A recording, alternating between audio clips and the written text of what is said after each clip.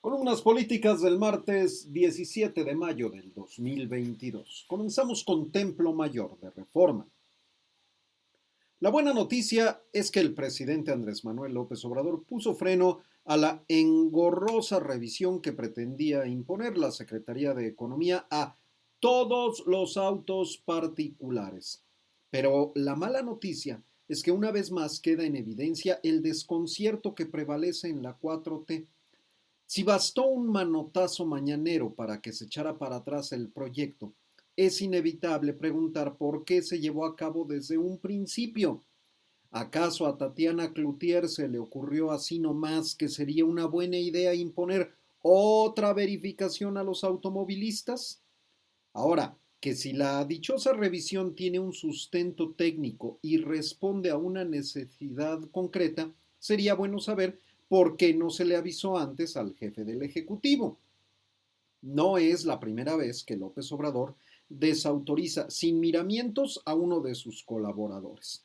Quienes lo conocen dicen que los deja hacer hasta que algo le puede restar popularidad.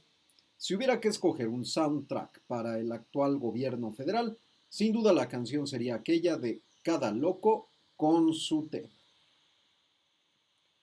Ante las versiones que comenzaron a correr en Puebla en el sentido de que el coordinador de los diputados federales morenistas era investigado por la Unidad de Inteligencia Financiera, el propio Ignacio Mier salió a deslindarse del asunto y culpó del escándalo a los tres cochinitos. Y es que así fue como llamó a quienes, según él, están detrás de esta supuesta pesquisa.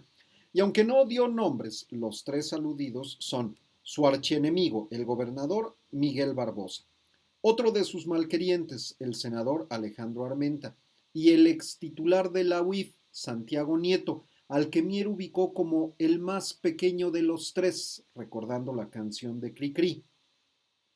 El golpeteo desde las propias filas de Morena contra Mier no es nuevo, pero esta vez llamó la atención hasta del dirigente Mario Delgado y el priista Humberto Moreira, que salieron en su defensa.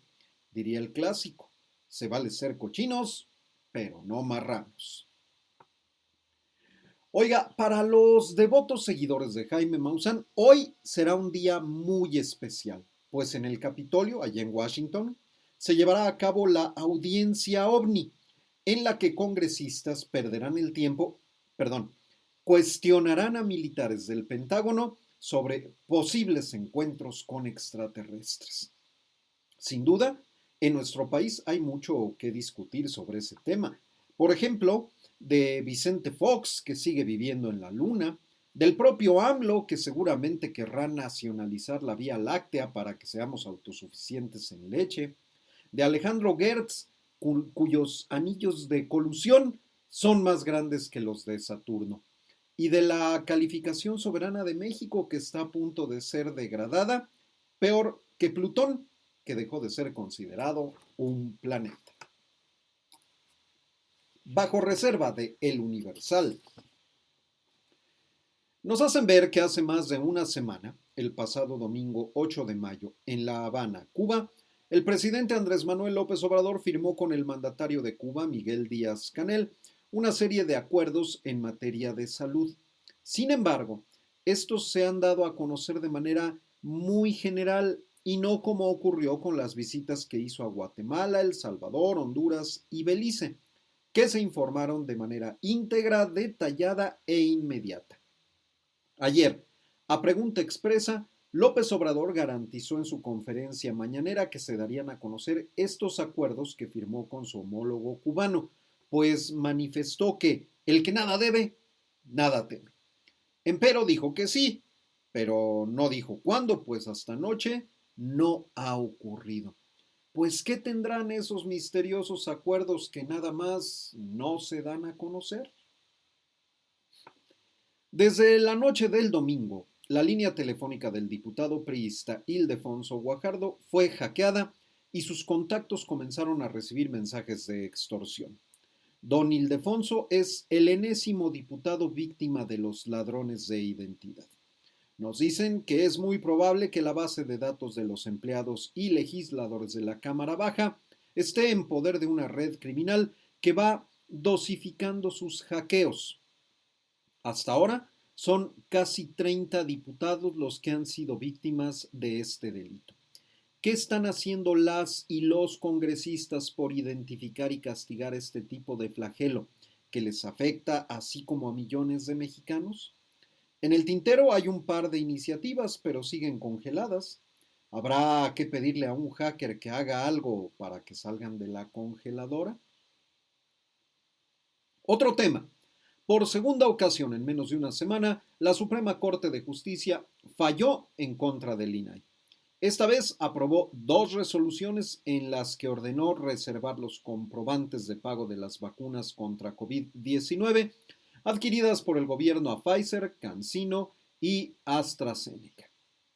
Estos recibos fueron solicitados vía transparencia y que el INAI había ordenado le fueran entregados en una versión pública. Entre los expertos en materia de derecho a la información, las resoluciones de la Corte han sido interpretados como un retroceso en materia de transparencia. Sin embargo, en donde respiraron con alivio fue en la Cancillería, pues nos dicen que cuando en plena pandemia negociaron con los laboratorios la compra de las vacunas, firmaron acuerdos de confidencialidad sobre los precios, dado que en aquellos días los laboratorios las vendieron con un trato diferente a cada país en lo referente al costo. Y nos hacen ver que un choque constante entre Morena y la oposición será la tónica en la comisión permanente. Hasta ahora, Morena y sus aliados se han negado a debatir en tribuna, cerrando la puerta a cualquier diálogo. El bloque opositor ha advertido que no aceptará las condiciones que pretende imponer la bancada oficial, que aseguran no quiere discutir el Tren Maya, los feminicidios, la línea 12 y la pandemia, pero en cambio sí quiere hablar de asuntos externos, por ejemplo, la guerra en Ucrania. Trascendió de Milenio Diario. La vicecoordinadora de Morena en la Cámara de Diputados, Aleida Alavés, se convirtió en la enésima legisladora víctima de pirateo a su teléfono móvil y desde el fin de semana sus contactos comenzaron a recibir mensajes solicitando depositar dinero en una cuenta bancaria, por lo que el equipo de la morenista prevé interponer denuncia ante el MP.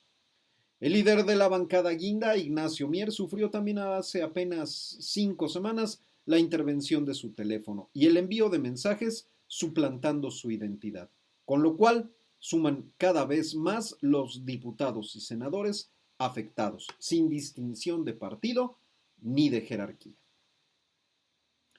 Dos instituciones autónomas, el INAI y la UNAM, salieron a responder por alusión directa a sus áreas en temas del debate público.